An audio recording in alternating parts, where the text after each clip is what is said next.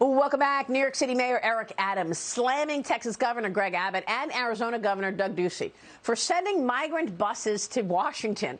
Now Eric Adams claims that they're coming to New York City as well, and he's not happy. Watch. They sent them away. They sent them out of their state.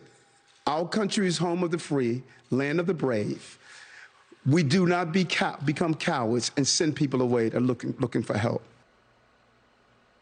So then he shouldn't send them away from New York, I guess. Abbott and Ducey have both denied sending buses to New York City. Joining me right now is Florida Congresswoman, House Homeland Security Committee member, and House Agriculture Committee member Kat Cammack. And Congresswoman, it's great to see you this morning. Thanks so much for being here. So first of all, what do you think is going on here?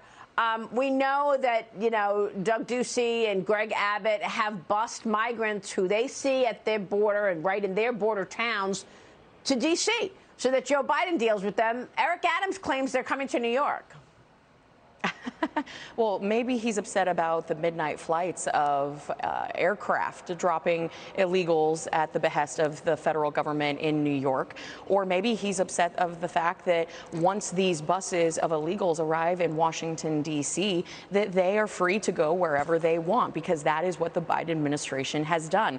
But let us also not forget that New York City advertises openly that you do not have to be a U.S. citizen to take advantage of programs like their food stamp program, cash programs, housing programs, and also health care programs. They openly advertise that if you are an illegal citizen, you are eligible. So he has a magnet, and now he's shocked and appalled when people are showing up in New York City expecting a handout.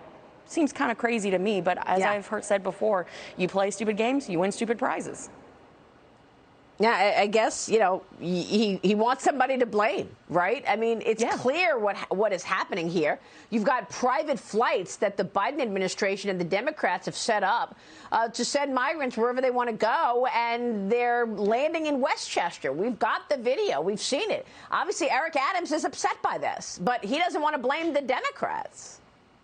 Of course not, because that would fly in the face of the political agenda, which is, as we know and discussed before, rooted in this concept of dependency and control. But he is starting to see the outrage from people within his city wondering, well, why aren't we taking care of our homeless population? Why aren't we taking care of our veterans first? Why are we spending taxpayer dollars on these programs that are supposed to be going to U.S. citizens? He's got a lot of explaining to do, and voters are going to remember the fact that he didn't take responsibility when he had the chance, and he's just playing politics with people's lives.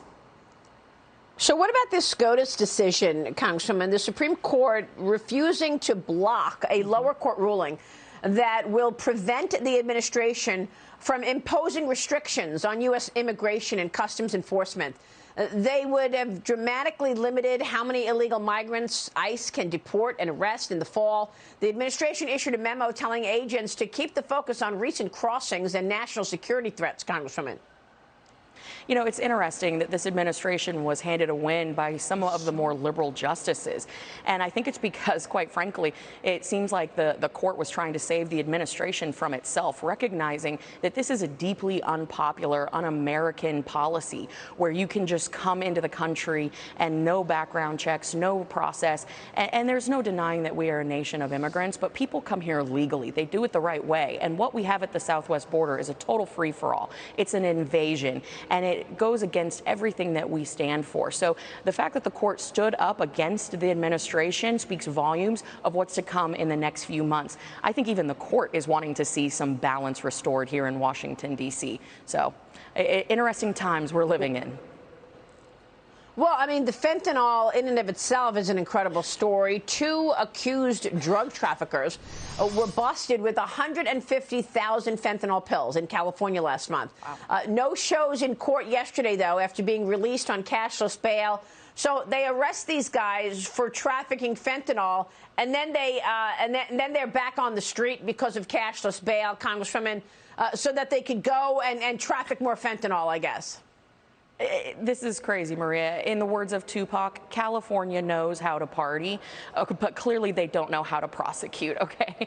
I mean, this is absolutely insane. You have the governor of California running ads in my home state of Florida telling Floridians, come to California, we'll protect your rights. Well, clearly they're going to protect your right to traffic drugs, because that right there, 150 fentanyl pills, that is potentially 150 overdoses. And in my state of Florida, we go after those drug dealers. We hold them accountable. If that person overdoses, that dealer is responsible for that death. And 150,000 potential overdoses, that's a mass murderer. And yet they're out on cash bail. Give me a break. This is George Soros and the liberal DAs going rampant across the country, saying that this isn't a problem, trying to distract people with shiny objects. It's a joke. Homeless encampments, crack pipe distributions, and now cashless bail for massive major drug traffickers. California is a disaster. And before they start running ads in Florida, they need to clean up their own mess in their backyard.